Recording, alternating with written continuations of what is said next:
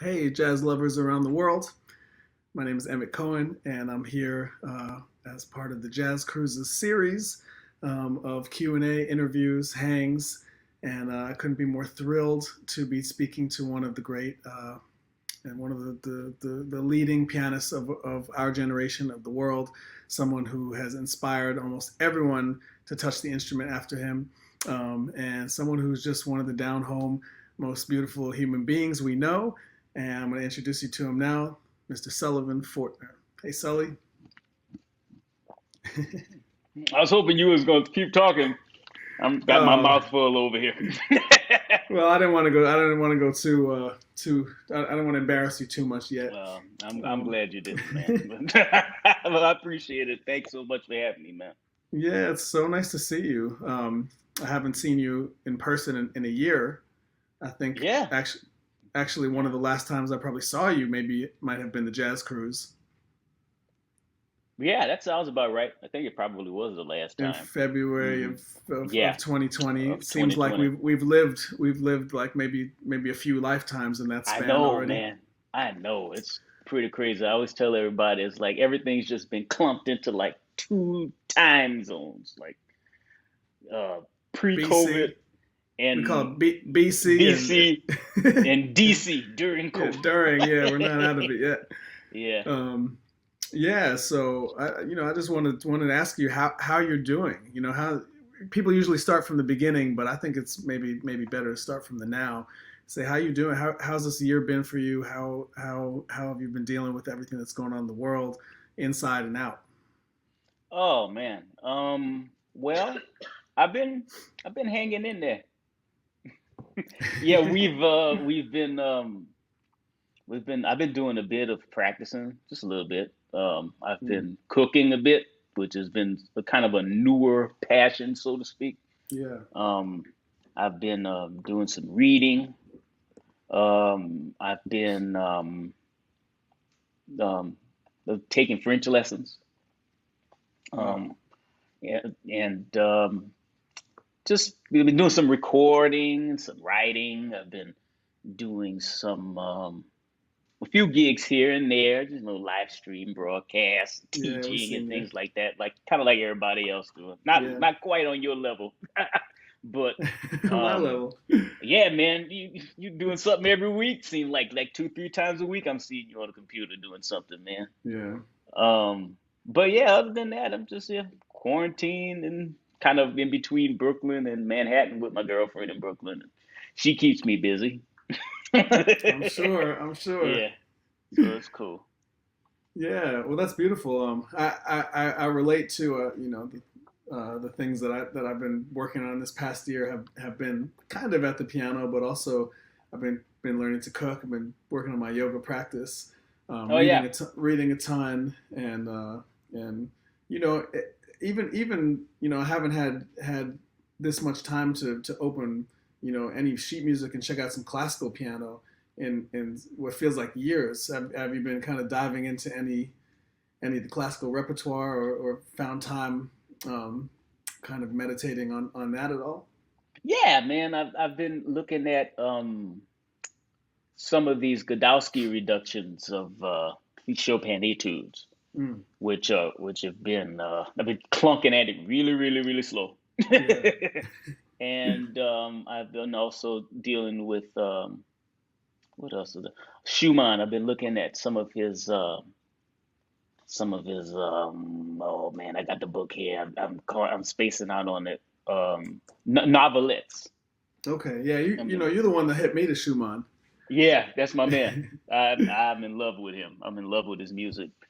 Um, what else have I been dealing with? I've been kind of going back into like the basic, just like reading Bach every day.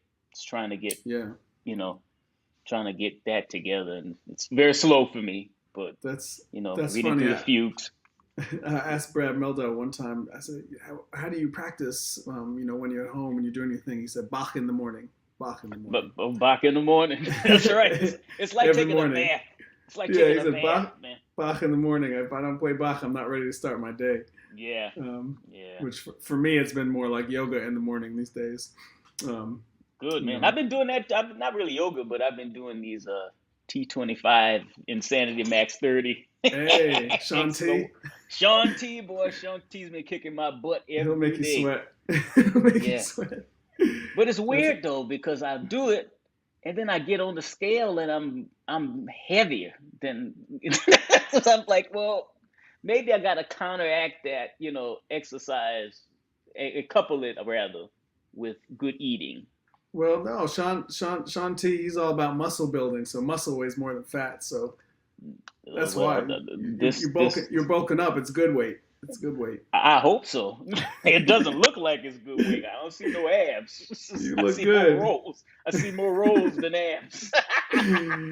Oh my God, More dents Sullivan, and creases. you look great. You look great. I can't wait to see you again when all this is over. Um, and so you said you've been teaching a little bit too, Yeah, just a few like private lessons, lessons, group few private lessons. lessons. Not really group lessons. Mostly private stuff. Okay. It's kind of interesting because I keep it pretty informal. Hmm. Uh, so I don't really necessarily call them lessons, even though Yeah. I guess technically they are. I mean, they pay me, but I just love to hang out and just Yeah. talk piano with people and learn from them, and hopefully they get something from me, and we'll see what happens. Yeah. Was that how a lot of your favorite lessons went? Kind of just hanging out, or maybe you could talk about a few of your best teachers and kind of how they imparted knowledge upon you. Oh, yeah, a lot of my lessons, if I think back to like my lessons with Peter Martin, it was Mm. like my first piano teacher per se. Before then, I was just kind of, I mean, I had piano teachers, but back then it wasn't like, okay, it wasn't important that I learned my scales. It wasn't important, just okay. I was able to play like little short pieces and be like, all right, so we'll play a gospel song and I'll sing, Yeah. Yeah. Yeah. you know. That's it. But I remember my first lessons with Peter would be, he would just kind of sit me down, and it wasn't like a scheduled lesson per se, but he would just kind of sit me down and he'd say, "All right, Sullivan, I see you play this chord," and he'll play whatever, and he'd be like, "Do you know what the name of this chord is?" Like, no, and then he'll tell me the name of the chord, Mm. you know. Or he'll tell me, look, man, here's a record. Go listen to this record. Come back and play it for me next week. So I go back, I Right. listen to the record, play it back for him next week. And that was kind of like what it was for that year I studied with him. Wow. Um, And how old were Miss, you? oh man, about 13, Wow. 13, Okay. 14. Like while And you were then, studying classical piano too, or yeah, that's what you were my doing? classical lessons, I took half hour every day with a Wow. lady named Dean Curtis. And she was kind of like the piano teacher that the jazz guys went to who studied there. So Hmm. like Courtney, I remember Courtney Bryan, who was another great piano player from New Orleans, maybe a few years older than I, but she really got a lot of her classical work back at Oberlin and back at Noka and Hmm. before even with Dean Curtis. So I studied with her. And then when I went to, I mean, of course, I had Mr. Esnode and Mr. Polara and so many great teachers who kind of showed me the ropes. And Yeah. they were always very, very kind, and it was very, very loose. It wasn't like, here's a packet. I never had the packet, like here's a Yeah. packet.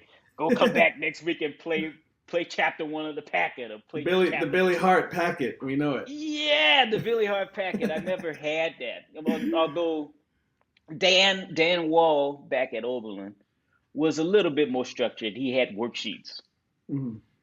with like different voicings and voicing interpolations and different things like that. But I never really. I just looked at them. I never really shared those things till much later. Well, that's what you you do know. in that time. You kind of accumulate as much information as you can, and then you muse on it. When you do Yeah. have the time after you're done with school, when you can finally relax for a minute. Oh yeah. Oh yeah. So like the path of your teachers. I know we have a few bonding points, Hmm. especially especially with some of the great teachers in New York. I'm thinking specifically of Fred Hirsch, who we both took with at integral times in our lives, and also potentially our biggest bonding tour de force, and some argue the greatest teacher to ever teach jazz. That's Mr. Barry Harris. And I wanted to know how your experiences were with Fred, and how he kind of shaped some of the way you think about piano, jazz, and improvisation, and then also the other side of the spectrum, which is Barry Harris. Well, let's see. Fred, I mean, it's kind of like Fred was kind of introduced to me through Jason. Jason Moran. I'm forgetting about Jason too, but yeah, I never studied with Jason, so that's like a good New York trio that you had there. Oh yeah, it was definitely, and along that same bloodline of Jason is Fred. Yeah. Because through the great Jackie Bayard, so they both really kind of stressed the importance of solo piano. Yeah. And two-handed openness, which is something that they were really, really big on. Fred never sat at the piano at any of my lessons. Fred never played or as we both know. He'll just kind of just like sit at the couch and just fold his arms and sit and watch you. And he'd be like, yeah, I don't really like the way your feet look, man. Or like, I don't like the way your hands look. Why don't you try sitting lower? You know what I mean? Or if he was really in a good day, he would really let you have it with like with like some specific things. He'll just go down the list, like the way you played the melody here, suck, blah blah blah blah blah. Jason was a little bit more, demonstrative, and he loved to play games with you. So all of our lessons with Jason was kind of like, all right, here's the entertainer. I remember one lesson was, here's the entertainer. You have 15 minutes to come up with a solo piano arrangement of it. I want it organized. I want it structured. Don't come in and just play whatever. I want to hear you play this song with an arrangement, go through each stanza. I'm like, okay. You want to show us on the piano what you might have done? Oh no, I don't want to do that. No.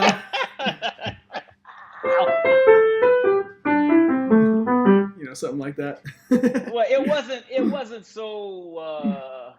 wasn't so straight. He wanted me to kind of like just really kind of use imagination on it. So I kind of went through different keys on it. I remember kind of like changing the groove up a bit. Let me see if I could try. Let me see. Yeah, just see if I remember. I just kind of not what you did then, but what you may do now, given the same exercise.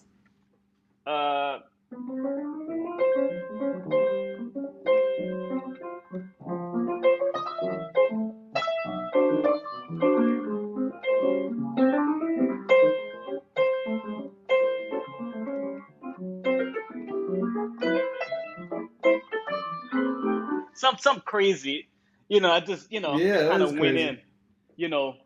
And then I would do like, my lessons with him was always very, always about pushing kind of like the normal kind of, because where I was coming from with Jason was a little bit much more from like Keith Jarrett, Bill Evans kind of school, and Jason really wanted to kind of open that up into like a little bit more of an angular, maybe a little bit more of a spread out use of the instrument.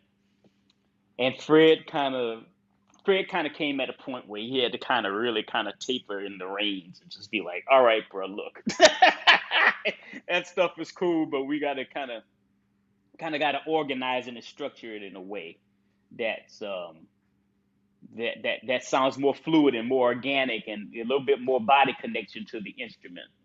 Yeah. How much do you turn to your breath when you're playing and try to, like connect, like you were saying, just to the inside? I find myself going to my breath a lot Even before I started meditating and yoga and all that stuff, I would find my breath while I was playing. I'm wondering if you also kind of go back to that. Oh yeah, consistently.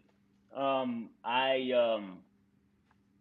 I'm always kind of like more than I'm aware of like the notes that I play or whatever. I'm like really cautious as to like how much I'm breathing, like, Yeah. you know, how I'm, on a good day I'll pay attention to how I'm sitting. That doesn't really work all the time, but like different things that happen in my body, I try to be more and more aware of, especially now that, quarantine has kind of happened. It's kind of gives me a chance to kind of just step back and actually look at old videos of myself and actually see if I'm breathing or actually see if I'm Mhm. doing things right. And maybe when I practice it, I turn on the video camera and just record and just watch myself,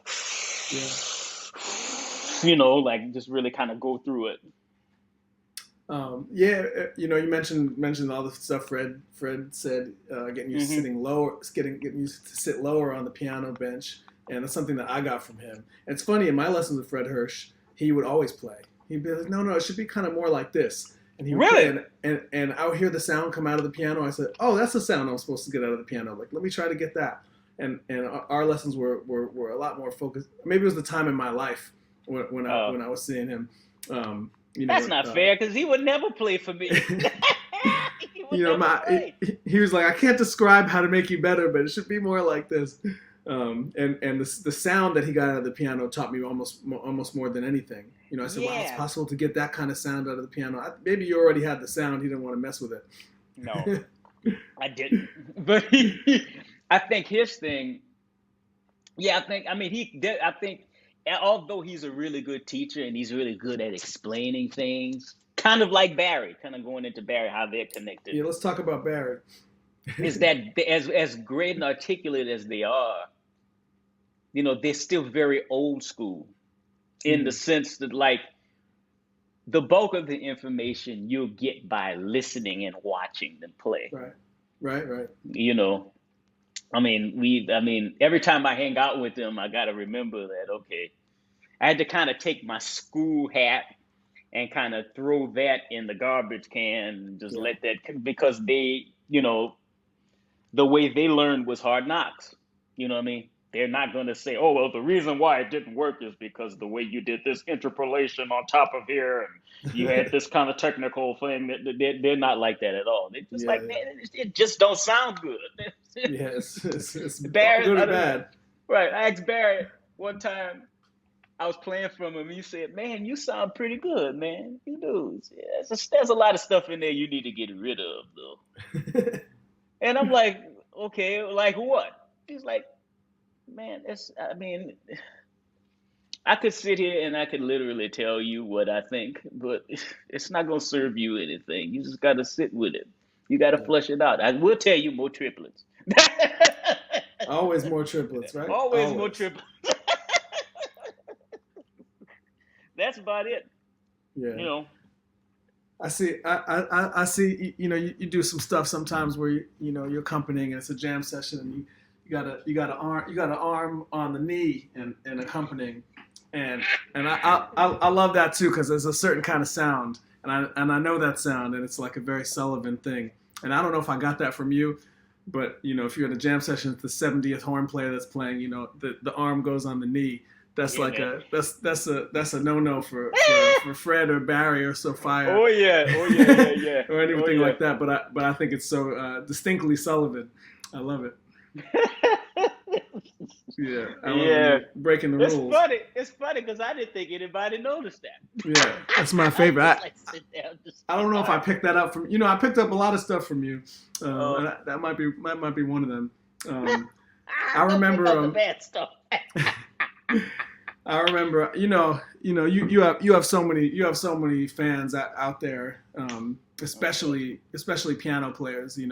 Any young piano player you ask, who's your favorite? Any older piano player, who's your favorite younger piano player? You're always in the list of people they'll say.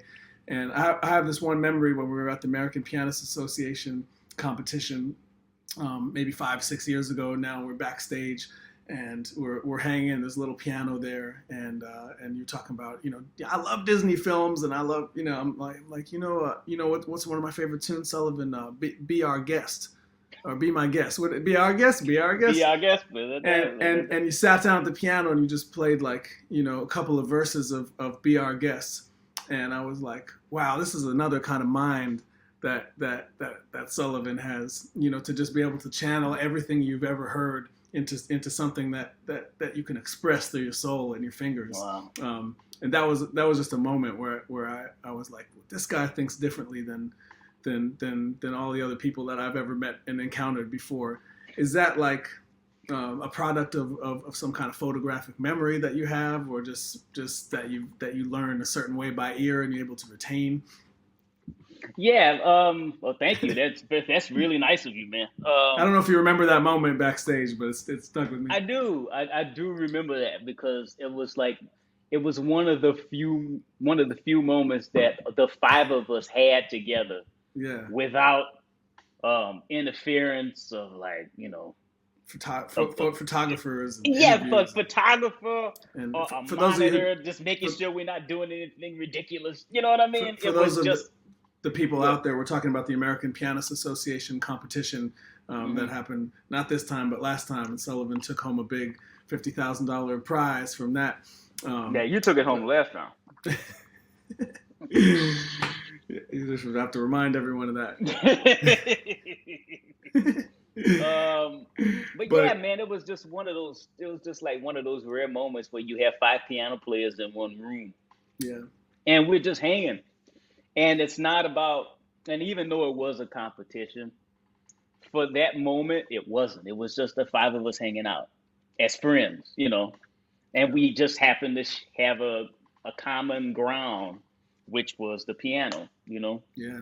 But anyway, yeah, that moment was interesting. For me, how I've always learned music is, just learning by ear, and being expected to learn as much as I could and have as much as I could memorized. Yeah. Because, after like 1 or 2 hearings, because the way the choir director at the church that I grew up with worked, she would be like, all right, I want to do this song. I know you haven't heard it before. Go upstairs, go in my office, put this cassette in. You listen to it with the drummer. Okay, so I go in there 5-10 minutes later. She'll look at me. She's like, all right, you got it? I said, cool. All right, I'm ready to play it. And she's like, Sullivan, what's the alto line at the bridge? So I'm learning the music part, and I'm not expecting. I'm like, okay, she's teaching the choir, so all I got to worry about is the music. No. I had to actually learn the part that the choir was singing, and play along with it. So I would be playing and singing the alto line, and singing the tenor line, and singing saying, no, the altos go here. Or the tenors go here. My mom would be so mad. She'd be like, no, how do you know that? Like, that's not right. And then we go back and listen to it, and I'd be right. Yeah. So it would be things like that. Yeah. That kind of helped to prepare me to actually not just hear what the keyboard player is doing, but to hear everything that's happening around me, and to be able to memorize it and be able to retain it. And then pull it out. 5 years down the road, she could just pull it out and be like, right. Oh yeah, all right, cool. And that really helped with all of the bands that I played with, just that type of grueling training. That was actually the segue I was going to make. I was going to say, that sounds like something that would really serve you in the band of someone like Roy Hargrove, where I guess, he had a Rolodex of tunes that was almost endless, 200, 300, 500, 1,000 tunes that he might draw from any night. And he would live DJ the set, like whatever he was feeling in the moment, he would start playing this tune, and you either knew it or you didn't. And I never got a chance to play in his bands. And I could imagine how nerve-wracking it might be to know you might get called anything. He could call anything on you. But I don't know if I'd seen anyone do a better job than you.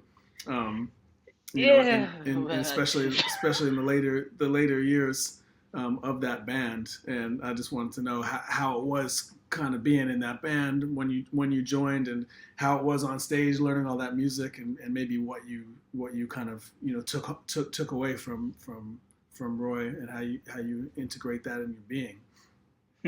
it's funny. I was just talking to Shannon about this like Mm-hmm. 2 days ago.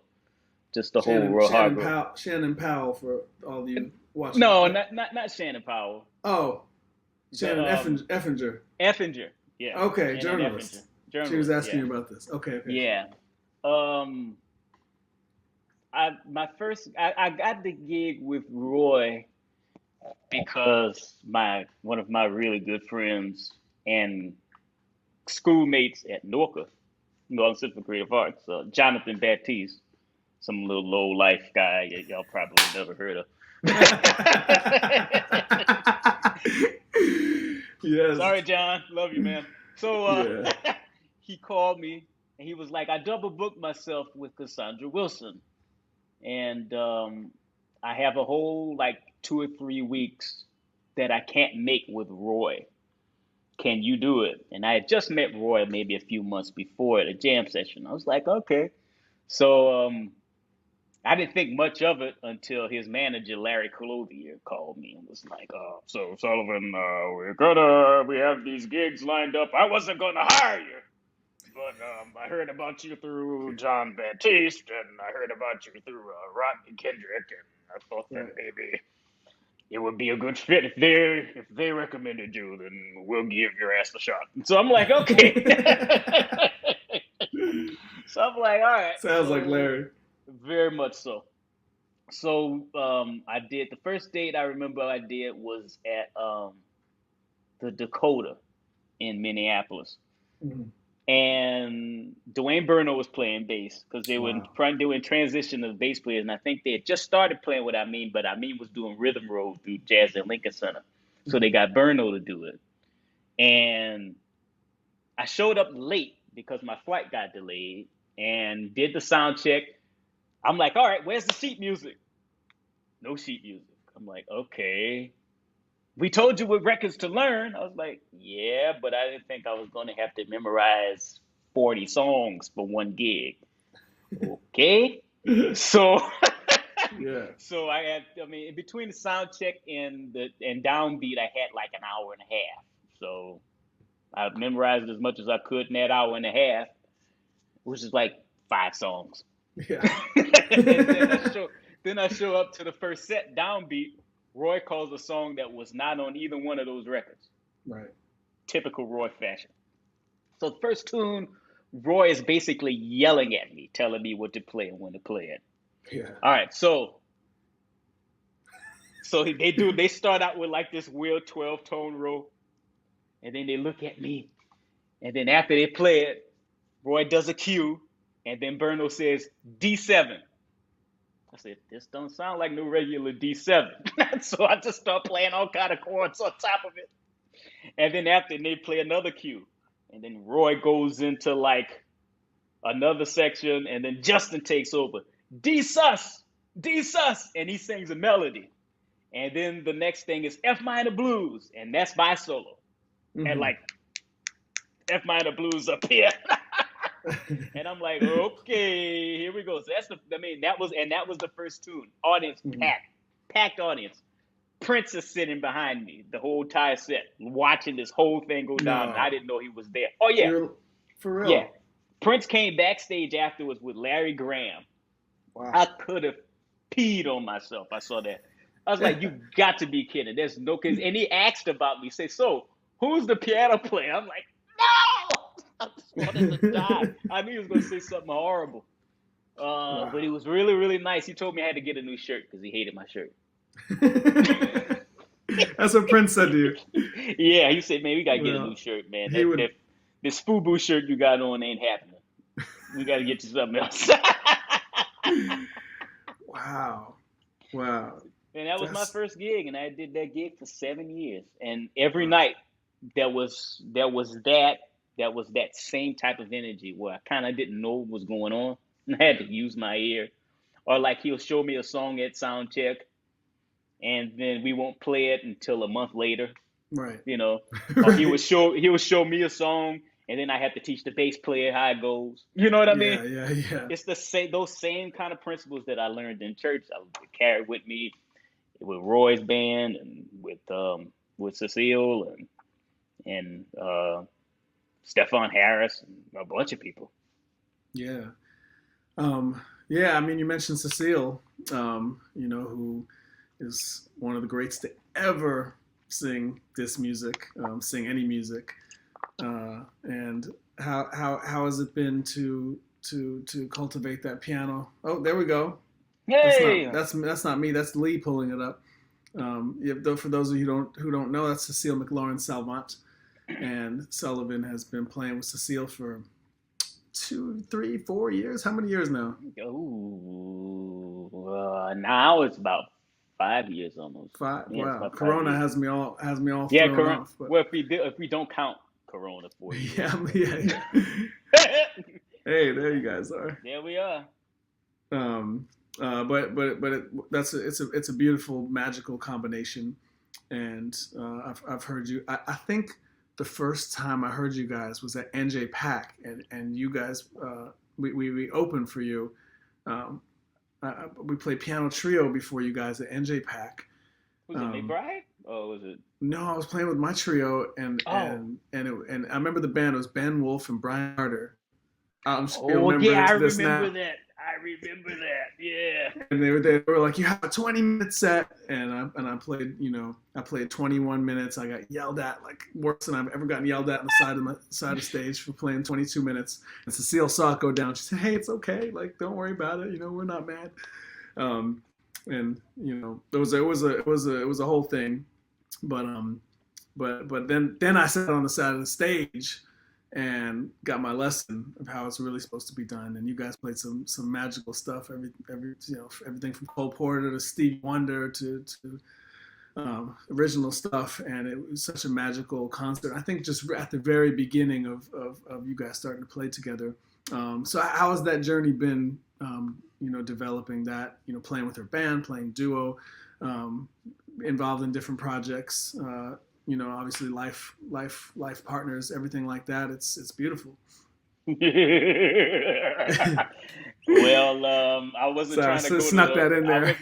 I wasn't trying to go through that whole life partner thing, but if No, you you don't have to. insisted, but No, it's you don't okay. have to talk about. I You mean, don't have to because talk about it. but that's like, I guess if I'm going to be honest, that's if anybody who knows us, Yeah. they know that that's one of the ways that our relationship has evolved. Oh yeah. Um, um, so much so that we don't really play at all when we're together around the Mm-hmm. house, anything. We just, we spend more time talking about books and movies. We watch a lot of movies.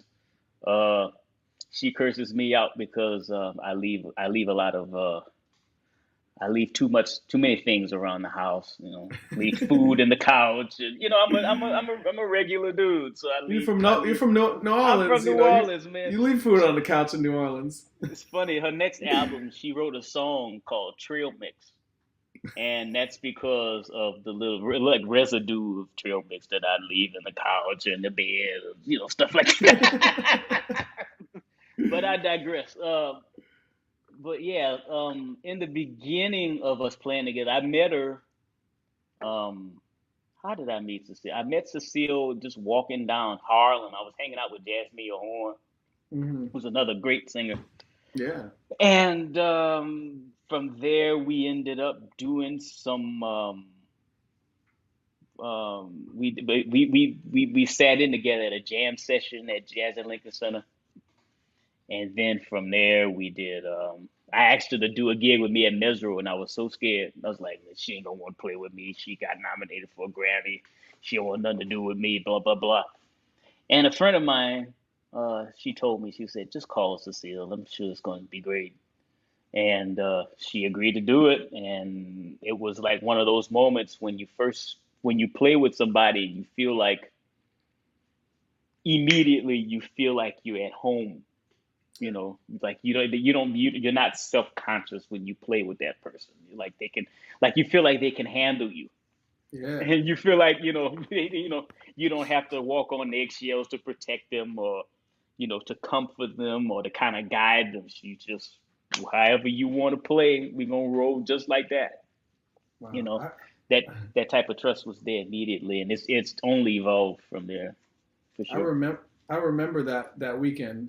Actually, you did 2 nights. You did one with Brianna Thomas, and That's right. I was at that gig, and Hmm. then the next night was Cecile, or one, adjacent night was Cecile, and Hmm. maybe I heard a recording of it or something, because you're always the talk of the town. I don't know if you know that, but No, I didn't people know come to that. the people come to your gigs with the recorders, Alexander Claffey, Chris Pattershaw, people out here, even me.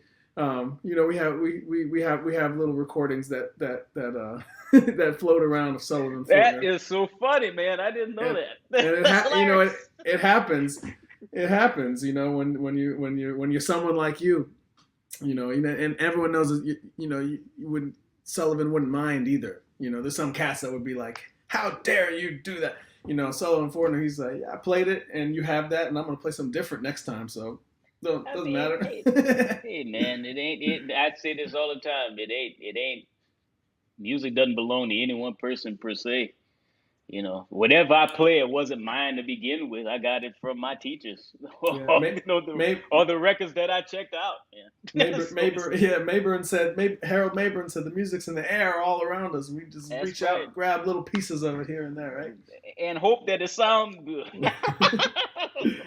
But I remember that weekend. That's amazing. That was the beginning. Yeah. It's I feel like fortunate to kind of have been around, your New York moments, and we've kind of come up together in New York. And I've been here for 8 years now in the city, Hmm. and seen you in so many different scenarios, and jammed with you with two hands on the piano, and Oh smoke yeah. at 3 in the morning, and Hmm. sat down at the Hammond B3 organ, Organ stuff. Yep. Hmm. and had you come play with my band singing, Oh while I Lord. accompany, and just so many beautiful experiences in New York. Um, Yeah. I think that you really enriched a lot of people's experience, moving here, just Mm. with the human being you are, Oh and man. just with the attitude you have about music, because there's a lot of cutthroat, there's a lot of negativity, there's a lot of competition, there's a lot of bitterness, and for lack of a better word, bitchery, that that goes on, that We goes talk on, about and that, boy. Yeah. that goes on, and I feel like you've been a consistent, force against all of that stuff. Mm. Not outwardly outspoken about it, but just a positive force that counters all of that. And how's your experience been in New York, integrating into a scene of never ending people who are all shifting around, who are your friends and your bandmates, and you know uh, just New York. It's been a whole journey, but I want to know if you have any thoughts on kind of your New York experience. Oh man. I I mean, first of all, for me, I'm just grateful to be here Yeah. and to be a part of it. I mean, when I was going to school at Oberlin, New York was like this, excuse me, New York was like this fantasy for all of us. Like, I mean, I remember having lessons with my piano teacher Dan Wall back at Oberlin, and being like, man, my senior year, said, man, do you really think I could actually be okay in New York? Like, do you think I'm actually good enough to play at Smalls? Or, like, you know what I mean? Do you think I'm good enough to play at a place like, I don't know, Minton's or Smoke, or whatever? He would be like, man, you say, honestly, Sullivan, you can do it. I think you can do it. And I just kind of, I don't know if I necessarily believe them, but I just kind of went out on what they said. And I remember Dan basically telling me, he was just like, when you go to New York, don't, don't go in there with any kind of false pretenses. Don't go Hmm. out there with any kind of air, because there's so many people in there. There's Yeah. so many wolves. There's so many great musicians there. And just do what you can to be kind to everybody, respond to emails, Right. respond to phone calls, be kind and be cordial to people, because there are a lot of great players that didn't get opportunities, and not because they weren't good musicians, but because they weren't nice people. Yeah. And I don't think I really necessarily had to worry about being, being one of the smack talkers, because I'm a fan of everybody's. In fact, I was talking to Benny Green a couple of days ago, and I was telling him, I was just like, man, I said, I honestly just feel like I have the highest respect for anyone that decides they're going to sit down and play the piano. Right. Because Right. it's a battleground, you know what I mean? It's just like the odds are always against you. The odds are 88 to 10, and it doesn't get easier than that. In the words of Johnny O'Neill, the piano always wins. That's right. And That's you've right. got to negotiate with it every single night. You got to negotiate with that piano. Every day you got to come there and be like, look, I know you don't like me. It's okay. Let's just get through this, because I know once Emmett sits down, you're gonna love him. Or once Victor Gould, or once a Shy Maestro, or Gerald Clayton, or Micah Thomas, or Isaiah Thompson, or Johnny O'Neill, or Harold Mayburn, or Christian Sands, or anybody. If any of those guys sit down there, you're gonna love them. I know you're gonna love them. Fred Hurst and Ethan and Jason and all these people. When they sit down at the piano, you're gonna love them. So just endure me for like these next few minutes, and I'd be most grateful to you. I know. I love that you're naming names, because that's really what the music is about. Yeah, man. I asked Tootie Heath. I said, Mr. Heath, how are you playing? 86. You're 86 years old. You've been playing, since you're 4, 5, 6, with coming up, with your brothers. How does this music keep you interested and engaged for so many decades, a whole lifetime? He said, man, it's not the music, it's the people. It's the That's people. right. That's right. And I mean, it's like everywhere you turn, it's like it seems like my mama used to say, everybody, their mama play the piano. And that's true. It's just like everywhere you turn. I mean, there are horn players that will outplay piano players. yeah, I right. mean, it's kind of crazy. Yeah, Um, yeah. So there's no room for you know any kind of any type of head trips, so to right, speak. Yeah. right. So I'm wondering what kind of gets you motivated about music these days. What do you hope to kind of put into the world in the next little while, and what are your hopes and dreams for people in general all over the world? We're talking about people. Is your music for people in the world? What is it that you want for humanity? Um, that's an interesting question. What do I want? Well, For yourself, I for think others? I kind of battle with the idea of music kind of being exclusively for the people. I battle the idea of music being exclusively for myself. Right. Um, I'm constantly questioning why I play, and I'm constantly questioning what it is I want to say, because part of me feels like I'm a part of a community, and I'm a part of a culture that that's all about constantly breaking rules and pushing things forward. But then I also come from a community of people. It's like, hey, don't forget your roots. Don't forget where you come from. You know what I mean? And don't forget about don't forget about your mama. Don't forget about your daddy and your sisters, people who don't like jazz. Think Right. about Right. people like that that's in your family. You know what I mean? But they love you and they respect you. What are you going to say to them? Um, Through your music. through my music. Right. Through my music. Am I going to say something that shuts them away? Or am I going to share something with them that that brings me to them, the Sullivan that they knew for 34 years outside of the piano. You know what I mean? Am I going to bring that through my music? Right. Am I going to bring what type of aspect of them am I going to allow myself to show them? You know, do I allow myself to show them the complete me, which isn't all that pretty sometimes, or am I going to just show the pretty parts? You know what I mean? Am I gonna show my fears? You know what I mean? Because there's a lot of fear that I've been battling with. I've been kind of coming face to face with, especially during this last year. It's just like, man, why are you afraid to do that? Just do it. Nobody cares if you're afraid. Nobody cares. You can't hide behind your fear because everybody can see that you're afraid. But once you let that down, nobody cares. Why are you so protective of it? So what if it leaves you naked? Good. Let people see it. Let them laugh at it or make fun of it. Whatever. Just show it. Move on. You know.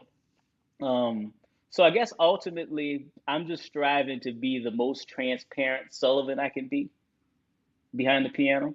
Yeah. I would love to say something that reflects my past and hopefully on a good day, my future. Right. I want to honor the people that taught me, you know. I want to honor the friends that I have. I want to honor, you know, I want to honor God when I play. I want to I just want to be honest and I want to be for real and I want to be true and I always want to be a student. Right. And hopefully every time someone hears me, that's what they hear. Yeah, that's beautiful. That's beautiful. And yeah, I can't think of any better way to sum up how I would want myself to be too. So Yeah. I mean, you're an excellent role model for so many. I will say that I have like a couple pictures hanging on my wall over here, and this is one of them. I took it down for this. Right. That's our wedding photo. Yeah, and I'm so grateful for the time we had on the jazz cruise. Just hanging out at the piano, 3 a.m. Yeah, man. Maybe Benny Green comes by and we're all playing for each other, and it's moments like that when you really get to know people. You show me all this for years and years. You'd be showing me all this kind of Jelly Roll Morton stuff and all Willie Lyon Smith and Art Tatum, and you got all this stuff, and I was like, oh, I'm still working on hard bop in the 1950s. You inspired me so much to go back in the past and check out stride piano and spend time with my ancestors who piano ancestors who played that stuff. Our bloodline, keep it in our bloodline. I keep it on. That's something that I want to ask you actually, because I know that I guess you're supposed to be interviewing me, but I'll ask you something. How have you been able to maintain such a drive behind, just behind your career and just behind your musicianship and just constantly pushing? Because I see you, man. I tune in every week on your Monday nights, the clubs, and you're always on the go. You're always on tour. You're always recording with some master. You're always like, how are you? Yeah, I mean, look at this stuff, man. How are you able to maintain and to just keep pushing and keep going? What inspires you to do that? Wow. I think it's very much, first of all, the community that I'm a part of. I feel so lucky to be around, musicians like Kyle Poole, who plays drums, Russell Hall, who plays bass, Evan Sherman. Russman. Right, Jamaica. Evan Sherman, Brian Carter, Yasushi Nakamura, Joe Saylor, I'm talking these are the rhythm section players that I've spent so much time with in my generation, and yeah, there you go, Russell and Kyle. Mm-hmm. And a funny story about that record right there, Dirty in Detroit, was we were on the plane from somewhere to go to Detroit. I think maybe Minneapolis to Detroit, and we're sitting. It's like 6 a.m. We're on the plane, 1, 2, 3 in a row, and Kyle gets a call at 6 a.m. from Cécile's manager, and says, "Hey, we're gonna need you if you're available for this was like September. We're gonna need you for October, November, and December. This guy, Lawrence Leathers. There he Oh, is. There he there he is. is. Lawrence Leathers.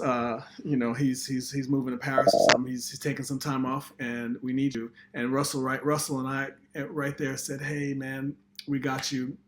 You got to take this opportunity. This is incredible.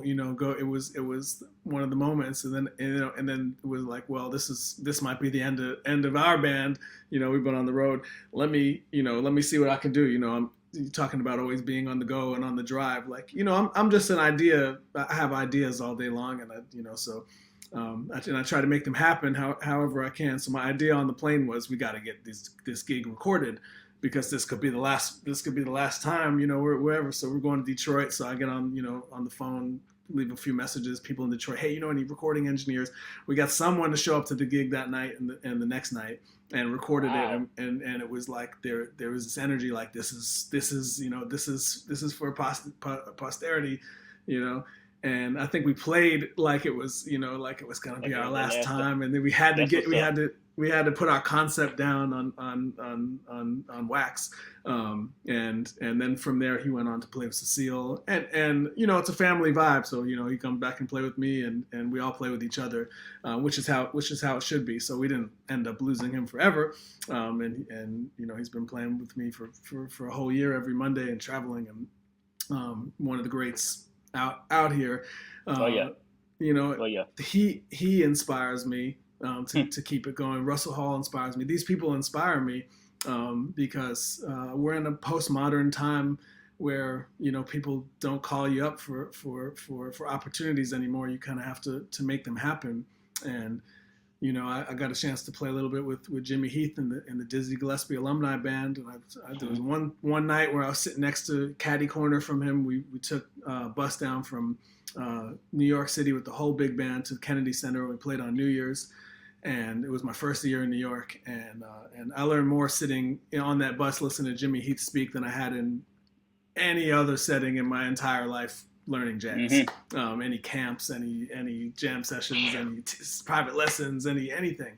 And Yeah. I see you talking about Bird coming over the house, and John Coltrane, having dinner with his parents, and his old brother Percy playing with the Modern Jazz Quartet, and they're saying all these things, and you read about them, you watch them, and you listen to the records, and you talk to people who have studied the history.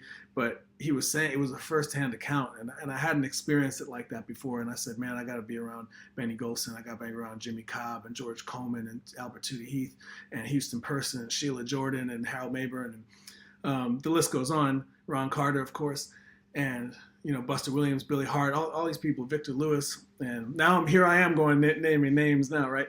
Hey man. That's what we do. It's about the It's the people. community, man. Yeah. And Yeah. so and I wanted not to be only about me, but I wanted to bring as many people in to play with these people. So yeah, Russell Hall's on this album. See, right in the middle with Tootie and Benny Evan Sherman.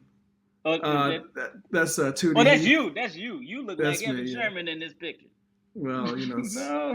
same heritage. Same haircut. That's all. Same Same tribe. Yeah, so bringing different musicians in for each album, and trying to have the whole generation learn something. So that's what I kind of realized that I wanted to do, and now it just kind of developed naturally. I try to do everything as naturally as possible. Derek Kwan called me up, said, "Hey man, I know you're supposed to play here this Monday. This was a year ago yesterday, as of this recording." And he said, "I know you're supposed to play here yesterday at the Lead Center." Derek Kwan's the promoter that spent a lot of time at Jazz Lincoln Center, who now runs the Performing Arts Center in Kansas. a huge jazz fan, advocate, and real human being. Oh And yeah. he said, I know you guys are, living in New York, 1 block away from each other. You're supposed to play here tonight. We'll send you the full fee if you just turn on the phone and do a little live stream and bring some positivity into the world. We think we really need it right now. And so we did that. And I was also inspired by what you did with Cécile. People, you guys did a live stream at the very beginning of quarantine, and it like really saved people's lives, saved people it stopped them in their track and reminded them of the positivity and the uplifting spirit that jazz has to offer. And I remember sitting in my house watching that, being like, wow, this, the quality is just on a phone, but the heart and the humanity and the message and the music and the realness and the funk and the soul and all that is coming through. Like, just like I could be in the room. You guys are laughing, having a good time. You're eating your snacks and then playing, and she's, harping on you for something, and she's reading the comments, and you guys take a request, and you play something you never played before, and then you play something you always play, and it was just like it was just the real thing, and I was like, I was inspired by that. I was inspired by Derek, and we ended up, doing it, and I'm a little bit of a perfectionist in my life and all things, maybe not a perfectionist, but always looking to improve, like how can I do this better? And so it turned into this big production with 4 cameras and a sound guy. And I learned a little bit about microphone techniques and a lot of nights staying up all night on YouTube, researching how to do this and how to make it work technically with the computer and all that stuff. But it was like, the kind of thing, like if I don't do it, then who's going to do it?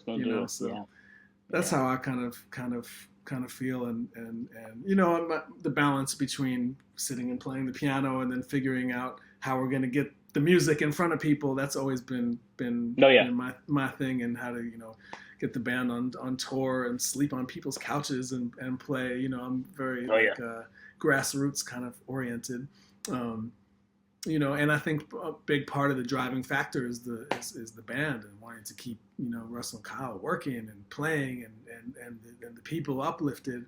And so it's not always easy to get up in the morning and go to work like that, but it's not always easy to get up in the morning and play piano either. It's not always easy to get up and exercise. There's so many things, and like you were saying, it's all about the balance. And we are artists, and we're extreme people, and our balance is going to be like this some days, and then it's going to be like this some days, and then it's going to be like this.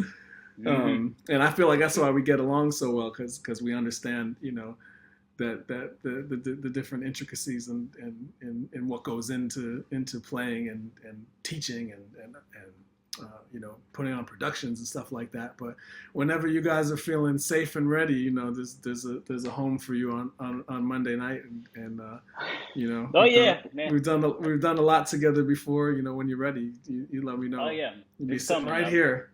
We're sitting right here. I'm coming, man. I gotta get I'm getting the vaccine, I think, hopefully next month. So okay, I have half. I have half. You have half. Okay. Yeah. Okay. We got to do another gym hang. Yeah, and we missed our hang on the cruise this week. I mean, this year. Yeah. Would have been a couple weeks ago. But I know it's coming back next year. So all you out there watching on behalf of the Jazz Cruise who's putting on this production tonight, we hope you'll join us. And Sullivan, we're nearing the end, but my favorite Sullivan quote of all time, I told you yesterday when I was like, I sent you a little voice memo saying, hey, I think we got this interview tomorrow. Should we prepare for it? I was joking because I know we don't prepare for it. We ain't gonna prepare for it, man. It was a joke, but one of my favorite quotes of you, whatever you're pontificating in the back of Jazz and Lincoln Center, less talking, more playing. And playing speaks for itself. I was wondering if you would be willing to take us home with just a short little something on the piano. People sat through an hour of us talking, and maybe you can cleanse the palate before we say goodnight with just a little something. Oh my God! You acted like I wasn't gonna ask you this. I was hoping to God you wasn't. What could I play, man? Let's see.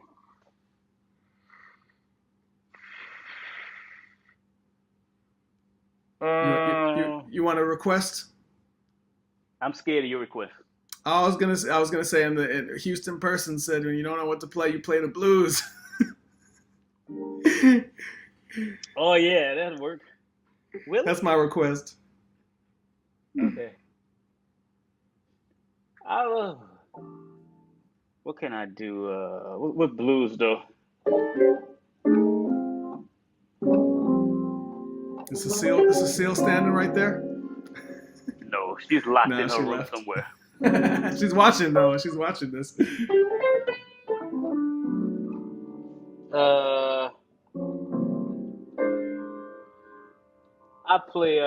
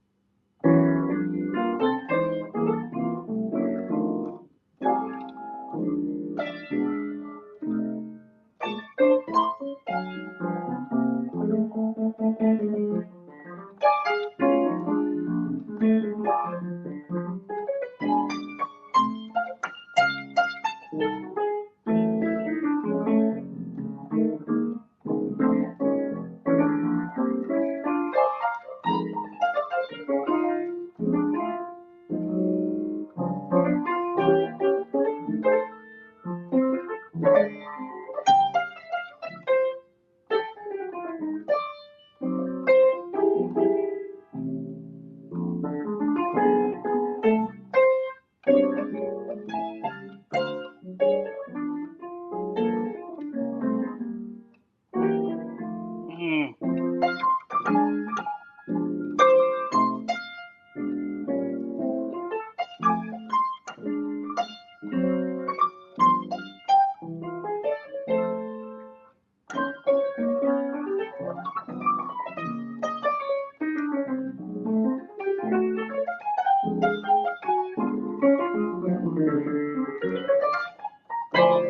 yeah.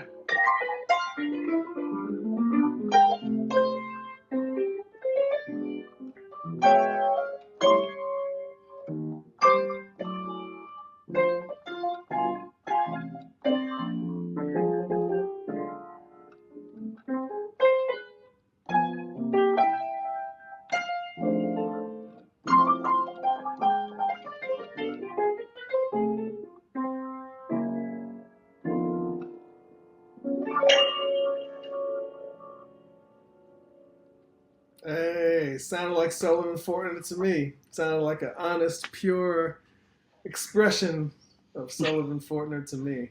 Yeah. Sullivan, thank you so much. Thank you so much for your time and your energy and what you bring into the world. This world is such a better place because you're here in it. And I can't wait for the time when we're back cruising and hanging at festivals and um, you know, doing it in person. But until then, jazz continues to adapt. Humans continue to adapt, and we do whatever we can. Do you have any final words for the peoples? Oh man. Just continue to support jazz. Continue to support all music. Um, um, yeah. Support is the best way you can. That's how the musicians live, and that's how the music keeps living. So support Emmett, support me, support everybody that plays this music. Sullivan, we love you. Thank you so much, Love you too, man. Thank you. and thanks to the Jazz Crews. Thanks to Lee and Kaylee who put this on. Thanks to all of you who watched. We hope to see you soon, and we hope to see Sullivan right here in my apartment in the next coming number of weeks. Yeah, that'd be fun. Yeah, for sure. Sullivan, thank you, brother. Thank you, man. Much love. Yes, sir. Take it easy.